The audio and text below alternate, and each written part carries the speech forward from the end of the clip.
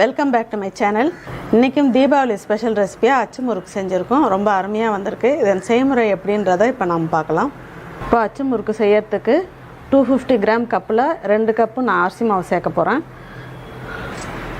இப்போ 180 ml கப்பில் 1 cup சோள மாவு எடுத்திருக்கேன். அதையும் இதில் சேர்த்துடலாம். சோள மாவுக்கு பதிலாக மைதா மாவு தேவைன்னாலும் சேர்த்து செய்யலாம்.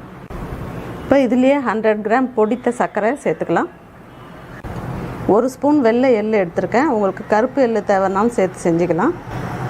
இதில் ஒரு பிஞ்சு சால்ட் சேர்த்துக்கலாம். இப்போது தேங்காய் பால் சேர்த்து தான் மாவு மிக்ஸ் பண்ணணும்.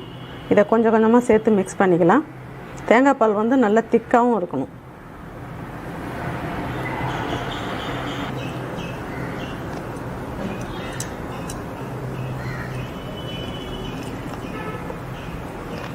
நல்லா கட்டி இல்லாத ஈவனாக மிக்ஸ் பண்ணிக்கலாம்.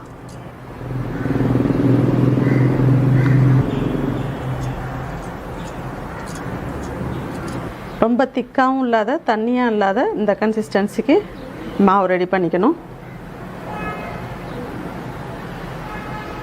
இப்போ எண்ணெய் வந்து 3/4 பாகத்துக்கு காய்ச்சலாக இருக்கணும். ரொம்பவும் காய்ச்சலாக இருந்துச்சுன்னா உங்களுக்கு முறுக்கு கருகிடும். இப்போ நல்லா ஹீட் ஆகிடுச்சு. இந்த அச்சை நல்லா ஹீட்டான ஆயிலில் கொஞ்சம் நேரம் வச்சிடலாம். அச்சு வந்து நல்லா ஹீட்டாக இருக்கணும். அப்போ தான் உங்களுக்கு மாவு அதில் பிடிக்கும். இது மாதிரி நல்லா கொஞ்சம் நேரம் வச்சுருந்துட்டு அதுக்கப்புறம் மாவில் வச்சு எடுக்கலாம்.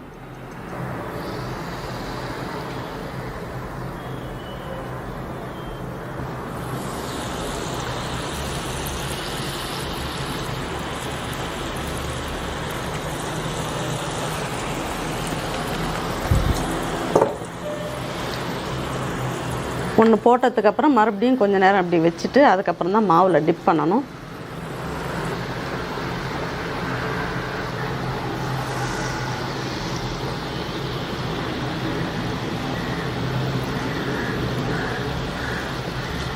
கொஞ்சம் நல்லா வெந்ததுக்கப்புறம் தானாகவே அப்படியே வந்துடும். இப்போ நம்ம ஃபஸ்ட்டு போட்டதை திருப்பி விட்டுக்கலாம். நம்ம ஒரு தரமும் மாவை டிப் பண்ணும்போது இந்த வரம்பு வரைக்கும் தான் டிப் பண்ணணும். இதுக்கு மேலே வந்துடுச்சுன்னா உங்களுக்கு வராது, கழண்டு வராது.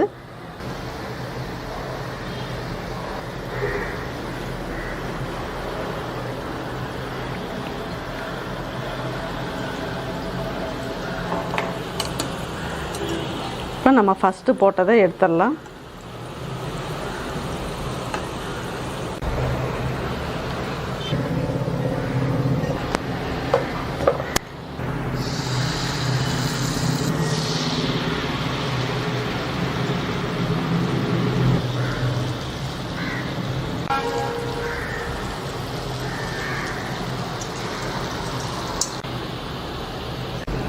மாவு வந்து ஒரு தடவை நம்ம இது மாதிரி மிக்ஸ் பண்ணிக்கணும். இல்லைன்னா தண்ணியாக மேலே நிற்கும். அந்த அச்சில் வந்து மாவு ஒட்டாது.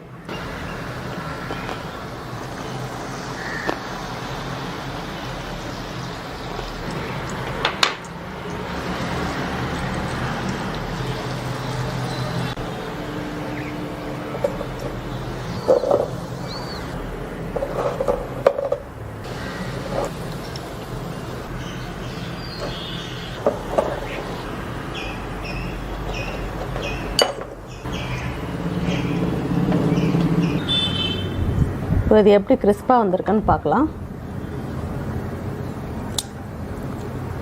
எவ்வளோ கிறிஸ்பாக வந்திருக்கு பாருங்கள்.